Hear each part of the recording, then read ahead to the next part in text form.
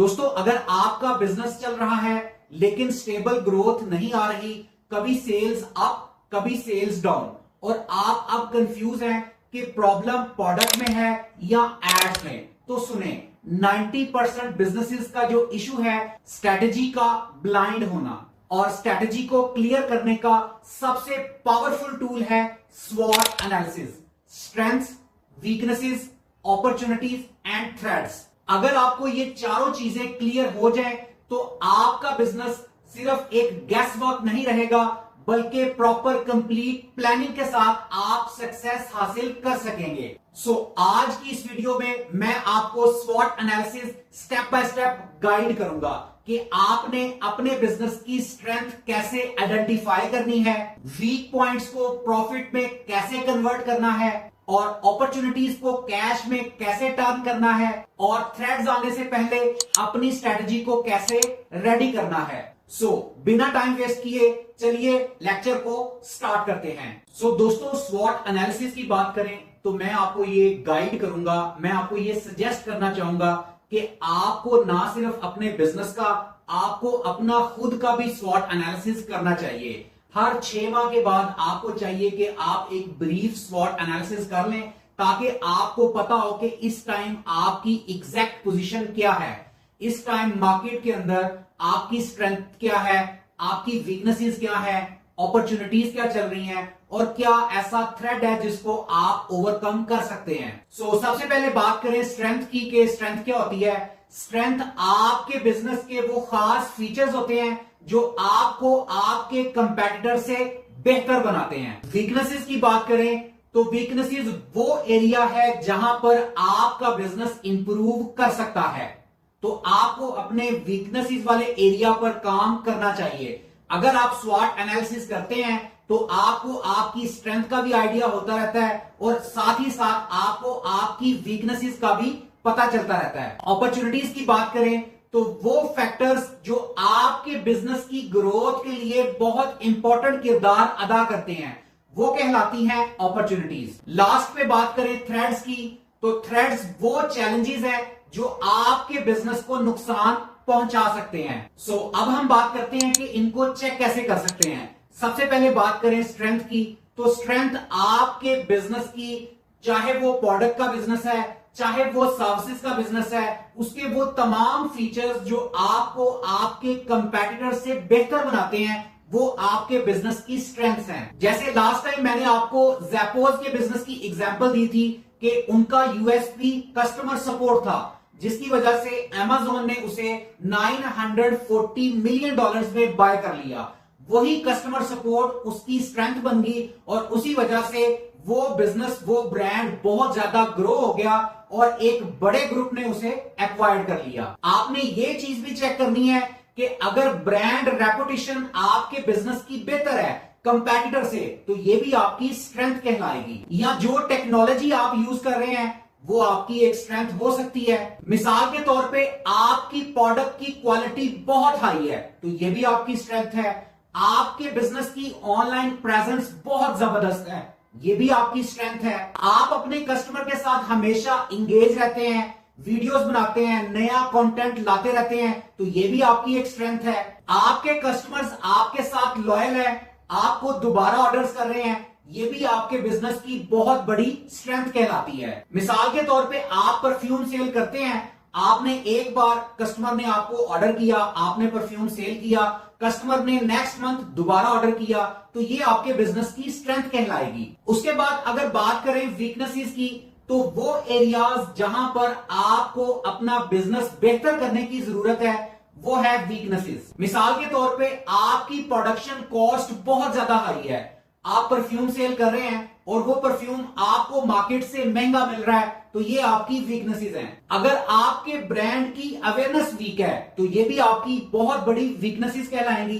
इसके ऊपर आपको काम करना है, इसको बेहतर करने की जरूरत है। या अगर आपका मार्केटिंग का बजट बहुत कम है, तो ये भी आपके बिजनेस की वीकनेस है, इसको भी आपको कवर करना चाहिए। अगर आपके कंपेटिटर का मार्केटिंग का बजट बहुत हाई है, तो डेफिनेटली ये भी आपकी वीकनेसेस कहलाएगा, और इसको आपको इंप्रूव करने की, बेहतर करने की जरूरत है। अब बात करते हैं अपॉर्चुनिटीज की, कि मार्केट में ट्रेंड्स क्या चल रहे हैं, कस्टमर का क्या बिहेवियर है, उसी चीज को देखते हुए आप नेक्स्ट अपॉर्चुनिटी को कैश कर सकते हैं। मैं यहां पर आपको एक मिसाल देता हूं कि आजकल इको फ्रेंडली प्रोडक्ट्स की बहुत ज्यादा डिमांड बढ़ रही है, तो आप इस एरिया पर काम कर सकते हैं।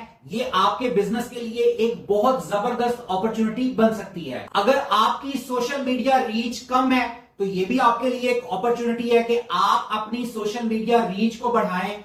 अगर आप अपने एड्स खुद नहीं बना पा रहे तो आप इन्फ्लुएंसर्स को हायर करें। ये भी आपके लिए अपॉर्चुनिटी है कि आप इन्फ्लुएंसर्स को हायर करके अपने बेहतरीन एड्स शूट करवा सकते हैं। आप ये देखें कि आपके कंपेटिटर्स में कौन लोग इस पर काम कर रहे हैं और आप इसका फायदा नहीं उठा पा रहे, तो इन अपॉर्चुनिटीज को आपको कैश करना चाहिए। अब अगर लास्ट में थ्रेड्स की बात करें तो मार्केट में आपके कंपेटिटर्स बहुत ज्यादा आ रहे हैं, तो ये भी आपके बिजनेस के लिए एक थ्रेड बन सकता है। जब नए लोग मार्केट में आते हैं तो एक प्राइस वॉर बन जाती है, तो ये भी आपके लिए एक बहुत बड़ा मसला बन सकता है। इसके ऊपर आपको काम करने की जरूरत है, अपनी सोर्स प्राइस को बेहतर करने की जरूरत है, मजीद और सप्लायर्स के साथ मीटिंग करने की जरूरत है। मिसाल के तौर पे हम एक एग्जांपल लेकर बात करते हैं कि आप गारमेंट्स का बिजनेस कर रहे हैं, तो आपकी स्ट्रेंथ क्या हो सकती है?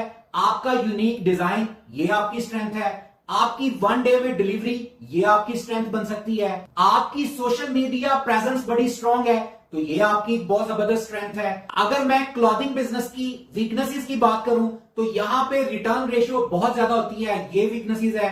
मैंने लास्ट टाइम आपको बताया था कि ऐसी प्रोडक्ट जिसके अंदर वेरिएंट्स ज्यादा हो उसके अंदर रिटर्न रेशियो ज्यादा होती है, तो गारमेंट्स के बिजनेस में, क्लॉथिंग के बिजनेस में ये चीज इस बिजनेस की वीकनेस बन जाती है। क्लॉथिंग के बिजनेस में बेसिकली साइज की वेरिएशन है, डिजाइन की वेरिएशन है, कलर की वेरिएशन है, इनकी वजह से रिटर्न रेशियो बढ़ जाती है। मान के चलें कि आपने 100 ऑर्डर्स डिलीवर किए तो उसमें से 20 से 25 ऑर्डर्स आपके वापस आ जाते हैं। किसी को साइज पसंद नहीं आता, किसी को कलर पसंद नहीं आता, किसी को डिजाइन पसंद नहीं आता, तो इसलिए आपको ज्यादा रिटर्न्स फेस करना पड़ते हैं। उसके अलावा बात करें कि आपकी कस्टमर सपोर्ट बेहतर नहीं है, ये आपकी वीकनेस हो सकती है, आपको इसके ऊपर बेहतरीन काम करने की जरूरत है। उसके अलावा क्लॉथिंग बिजनेस की वीकनेसेस की बात करें कि इसका जो सीपीआर है वो बहुत लो रहेगा, इसका सीपीएम बहुत हाई रहेगा, क्योंकि क्लॉथिंग बिजनेस के अंदर बहुत ज्यादा कंपटीशन है, जिसकी वजह से ये आपकी वीकनेस बन सकती है।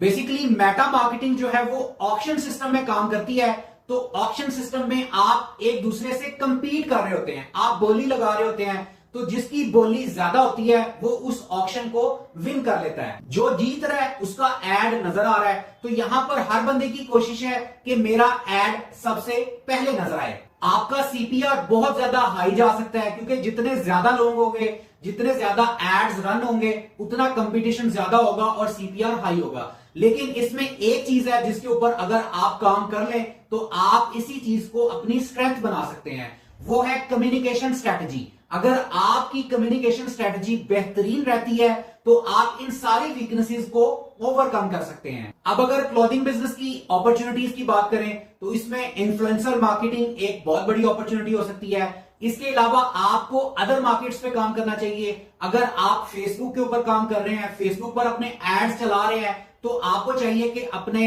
एक इंस्टाग्राम का अकाउंट बनाएं और उसके ऊपर एड्स चलाएं। कोई और बड़ा सोशल प्लेटफॉर्म चूज करें, उसके ऊपर एड्स चलाएं, ताकि ज्यादा रीच आए, ज्यादा इंप्रेशंस आए और उसके ऊपर आपकी ज्यादा कन्वर्जन हो सके। सो अगर थ्रेड्स की बात करें तो थ्रेड्स में नए कंपेटिटर्स आ रहे हैं, ये आपके लिए थ्रेड हो सकता है। कस्टमर की चॉइस चेंज हो रही है, ये आपके लिए थ्रेड हो सकता है। इसके अलावा आपका जो प्रोडक्ट है, आपका जो फैब्रिक है, उसकी कॉस्ट इंक्रीज हो रही है, तो ये आपके लिए बहुत बड़ा थ्रेड बन सकता है। नए ट्रेंड्स मार्केट में आ रहे हैं, अगर आप उसके ऊपर काम नहीं कर रहे तो ये आपके लिए थ्रेड बन सकता है। इन सारी चीजों को आपने नोट डाउन कर लेना है और यहां पर मैं आपके साथ एक शीट शेयर कर रहा हूं। ये बेसिकली स्वॉट एनालिसिस का टेम्पलेट है। इस टेम्पलेट को आपने फिल करना है ताकि आपको पता चल सके कि आपका बिजनेस इस वक्त एग्जैक्टली कहां स्टैंड कर रहा है। ये टेम्पलेट बहुत इंपॉर्टेंट है। जब मैं आपको ये शीट शेयर करूंगा तो आपने यहां सिंपली फाइल पे क्लिक करके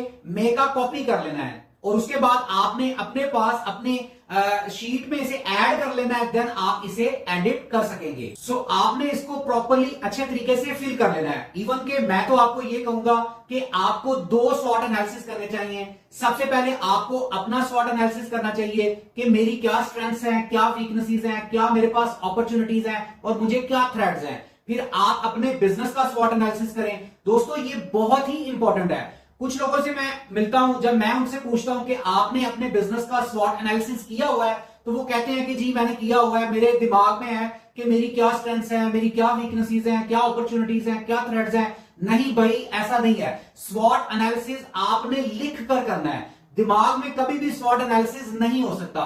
जब आप उसे लिखेंगे देन आप उन चीजों को अकॉर्डिंगली इंप्लीमेंट कर सकेंगे, आप स्ट्रेटजीज बना सकेंगे ताकि आप उन प्रॉब्लम्स को ओवरकम कर सकें। सो जब तक आप लिखेंगे नहीं, आप प्रॉपरली स्ट्रेटजीज नहीं बना सकते।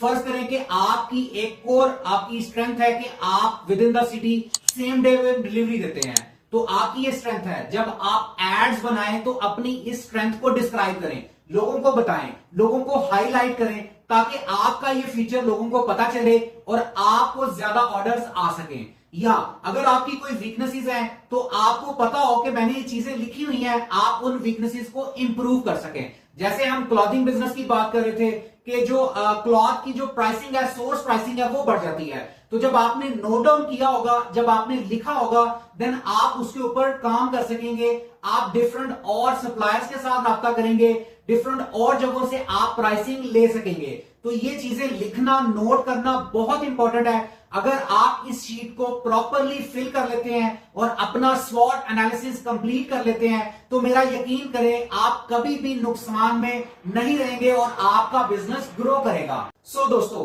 आज आपको क्लियर हो गया कि स्वॉट एनालिसिस सिर्फ एक थ्योरी नहीं है, ये बिजनेस का जीपीएस है। और अगर जीपीएस ही रॉन्ग हो तो चाहे एड्स चल भी रहे हो, आपको कभी भी सेल नहीं आएगी। सो आज आपने सीखा कि स्ट्रेंथ्स को लिवरेज कैसे करना है, वीकनेसेस को फिक्स करने का प्लान कैसे बनाना है, अपॉर्चुनिटीज को कैप्चर कैसे करना है और थ्रेट्स आने से पहले डिफेंसिव स्ट्रेटजी कैसे रेडी करनी है। सो नेक्स्ट वीडियो बहुत ही पावरफुल होने वाली है।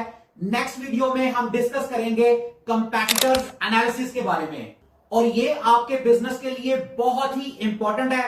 बिकॉज अगर आपको ये नहीं पता कि आपके कंपैटिटर्स क्या कर रहे हैं, तो आप रिपीटेडली मिस्टेक्स करेंगे और आपको कभी भी सेल्स नहीं आएंगी। कंपैटिटर्स एनालिसिस आपको बताता है कि विनिंग ऑफर्स क्या चल रही हैं, बेस्ट प्राइस पॉइंट क्या चल रहा है, एड्स में कौन से हुक्स वर्क कर रहे हैं और आप अपनी यूएसपी क्रिएट कैसे कर सकते हैं। सो नेक्स्ट लेक्चर को बिल्कुल भी स्किप ना करना।